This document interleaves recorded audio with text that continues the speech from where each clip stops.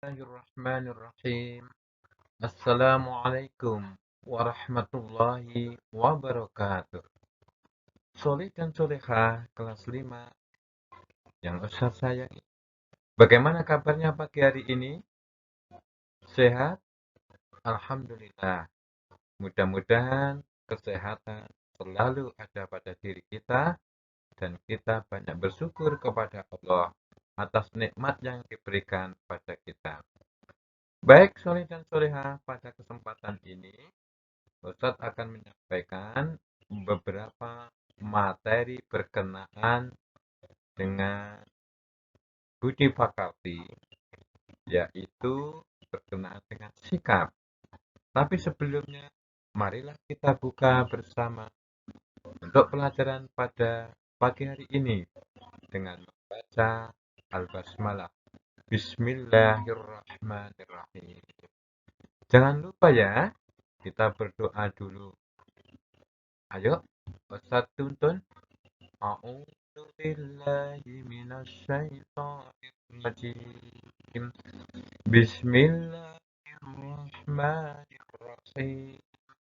Rabbis shrah li sadri wa yassir li amri wahlul 'uqdatam min lisani yafqahu qawli.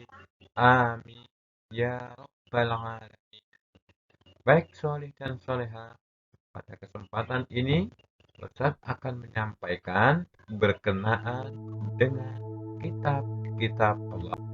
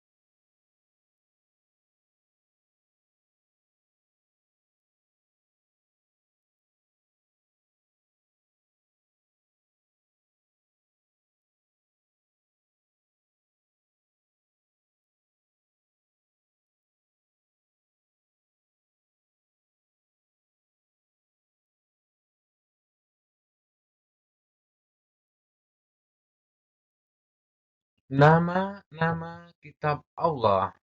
Jadi kitab yang diturunkan dari langit atau ini disebut juga wahyu, kitab yang memang ini datangnya dari Allah Subhanahu wa taala. Apa saja kitab yang diturunkan Allah dari langit itu untuk para nabinya dan para rasulnya? Yang pertama adalah kitab Taurat. Kitab Taurat ini diturunkan kepada Nabi Musa alaihissalam dengan bahasa Ibrani. Jadi bahasa Ibrani ya anak sekalian. Yang kedua adalah kitab Zabur. Kitab Zabur diturunkan kepada Nabi Daud alaihissalam. Dengan bahasa apa kitab Zabur ini? Yaitu dengan bahasa Kipti. Kemudian yang ketiga adalah kitab Injil. Kitab Injil ini diturunkan kepada Nabi Isa alaihissalam, yaitu dengan bahasa Yunani. Kemudian yang keempat adalah kitab Al-Quran.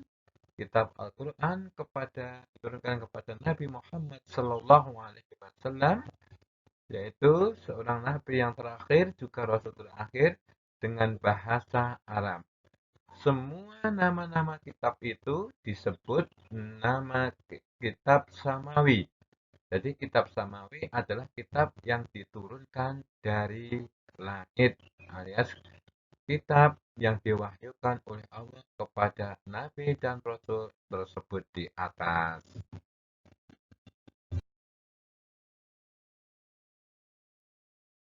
Dan solehah, kita sudah mengenal beberapa kitab tadi. Sekarang di antara 4 kitab Samawi itu, mana yang lebih istimewa? Ternyata Allah memberi keistimewaan kepada Al-Quran sebagai kitab terakhir yang diturunkan oleh Allah Subhanahu wa taala. Dan Al-Quran ini adalah sebagai mukjizat yang nyata, yang terakhir sampai akhir zaman. Al-Quran terdiri dari 114 surah, 30 juz, 6.236 ayat. Diwahyukan selama 22 tahun, adik-adik sekalian. Kemudian 2 bulan dan 22 hari. Penyempurna hukum-hukum Allah yang terdapat dalam kitab-kitab yang diturunkan sebelumnya. Jadi kitab Al-Quran ini sebagai penyempurna daripada kitab Zabur, kitab Taurat, dan kitab Injil terhadap hukum-hukum Allah. Maka kalau kita pada zamannya Nabi Muhammad, berarti kita harus mengimani ini. Kemudian yang berikutnya adalah diturunkan untuk seluruh umat manusia. Nah, ini keistimewaannya dibandingkan dengan kitab-kitab sebelumnya. Jadi kalau kitab sebelumnya, anak sekalian, soleh dan soleha, itu hanya untuk kaum tertentu. Tetapi Al-Quran ini adalah untuk seluruh umat manusia. Kemudian Al-Quran keistimewaannya sebagai rahmatan lil alamin. Apa itu rahmatan lil alamin? Sebagai rahmat, sebagai berkah untuk semua makhluk yang ada di muka bumi ini, yang ada di alam semesta ini.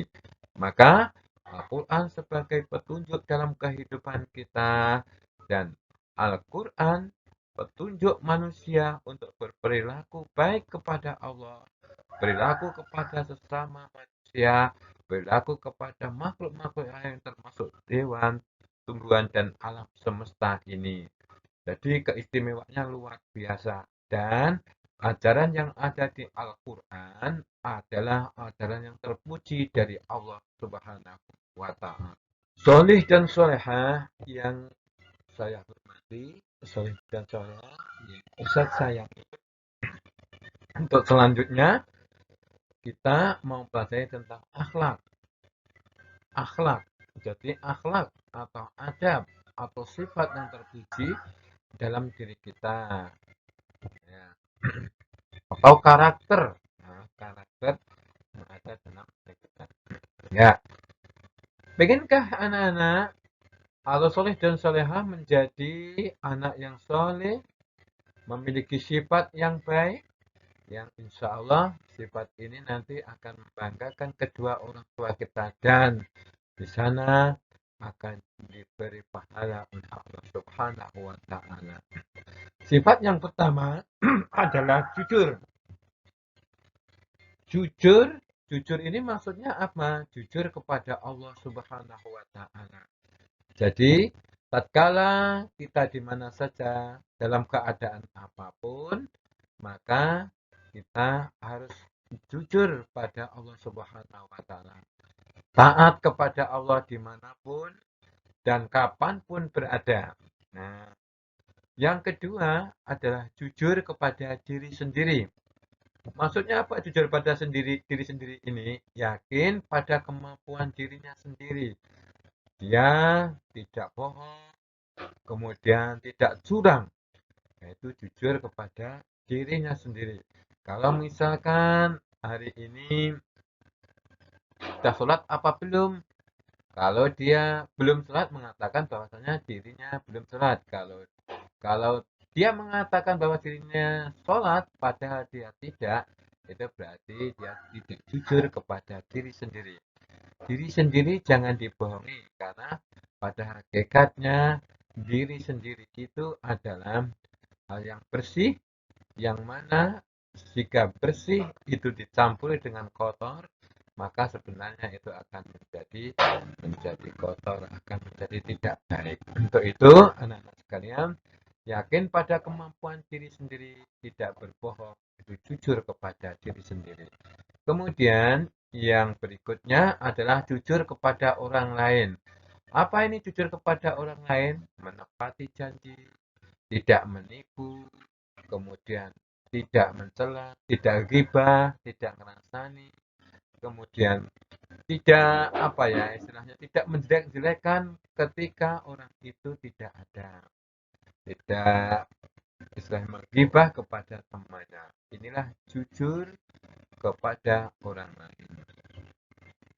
Soleh dan soleha menjadi anak soleh merupakan dambaan kedua orang tua dan nanti akan dibalas oleh Allah pahala yang luar biasa. Yang kedua, dari sikap menjadi anak yang soleh adalah hormat dan patuh kepada orang tua. Orang tua adalah yang melahirkan kita. Kita berada di dunia ini adalah perjuangan daripada orang tua. Maka tugas kita adalah menghormati dan mematuhi apa yang diperintahkan oleh orang tua selama masih dalam kebaikan atau masih dalam syar'i, yaitu dengan apa kita berbakti, taat, membantu, menolong, menyayangi, dan mendoakan orang tua. Jangan orang tua dijadikan buruk. Jangan orang tua dibentak-bentak. Itu tidak diperkenankan. Yang ketiga adalah hormat dan patuh kepada guru. Jadi hormat patuh kepada guru ini, guru adalah sebagai pengganti orang tua ketika kita di sekolah. Maka hormatilah gurumu, patuhilah gurumu. Yang mana gurumu itu selalu mengajarimu, mengajari kepada kebaikan, membimbing, dan memberikan teladan dan perilaku, serta perilaku dalam bentuk beribadah. Sehingga keberadaan guru di sekolah adalah merupakan wakil dari orang tuamu. Untuk itu, anak-anak sekalian, sikap yang ketiga inilah yang harus anak-anak lakukan supaya anak-anak menjadi anak yang soleh dan soleha. Kemudian yang keempat adalah saling menghargai. Menghargai kepada siapa ini maksudnya? Yaitu menghargai pendirian orang lain, pendapat orang lain, jangan menangnya sendiri. Itu tidak diperbolehkan ya. Walaupun orang lain tidak bisa bicara atau tidak ini, hargailah pendiriannya. Jadi jangan sampai memaksa pendirian orang lain. Yang kedua adalah keyakinan orang lain, menghargai keyakinan orang lain. Kita hidup di dunia ini dengan berbagai macam suku, bangsa, dan agama. Keyakinan mereka jelas berbeda. Apabila ada teman kita yang berbeda keyakinan dengan kita, maka kita harus menghargainya. Jadi tidak boleh memaksa. Nah, kemudian yang ketiga adalah pendapat orang lain, menghargai pendapat orang lain. Jadi inilah ciri daripada anak yang soleh, menghargai pendapat orang lain dalam bentuk apa. Kita menghargai, walaupun salah kita hargai, apalagi benar kita hargai. Jangan menangnya sendiri. Baiklah, soleh dan soleha. Demikian tadi tema pada kesempatan ini, yaitu berkenaan dengan nama kitab Allah. Yang kedua, berkenaan dengan sifat-sifat anak yang soleh dan soleha. Untuk itu, sebagai tugas yang Ustadz sampaikan kepada anak sekalian, tugasnya adalah saya beri waktu 1 pekan ini untuk menghafalkan ayat 136, untuk menghafalkan ayat 136 surat An-Nisa dengan bunyinya seperti begini beserta artinya ya. Pak Dijab berikan contoh kepada anak sekalian. A'udzu billahi minasyaitonir rajim. Ya ayyuhalladzina amanu aminu billahi wa rusulihi wal kitabil ladzi nazzala ala rusulihi wal kitabil ladzi anzala min qabl wa man yakfur billahi wa malaikatihi wa kutubihi wa rusulihi wal yaumil akhir faqad dhalla dhalalan ba'ida. Wahai orang-orang yang beriman, tetaplah beriman kepada Allah dan Rasul-Nya, yaitu Nabi Muhammad, dan kepada kitab-kitab Al-Quran atau kitab Al-Quran yang diturunkan kepada Rasul-Nya, serta kitab yang diturunkan sebelumnya. Barang siapa ingkar kepada Allah Subhanahu wa Ta'ala, pada malaikat-malaikatnya, kitab-kitabnya, rasul-rasulnya, dan hari kemudian, maka sungguh orang itu telah tersesat sangat jauh. Soleh dan soleha, itu tadi tugas soleh dan soleha, yaitu menghafalkan surat An-Nisa ayat 136 beserta artinya dalam waktu 1 pekan. Untuk itu, kita cukupi sekian saja pembelajaran kita. Mudah-mudahan apa yang kita lakukan ini bermanfaat dan memberi barokah dalam kehidupan kita, dalam meniti kehidupan berikutnya. Akhirnya, mari kita tutup bersama pertemuan ini dengan membaca hamdalah alhamdulillahirabbil alamin dan doa kafaratul majlis. Subhanallahumma wa bihamdika asyhadu an la ilaha illa anta astaghfiruka wa atubu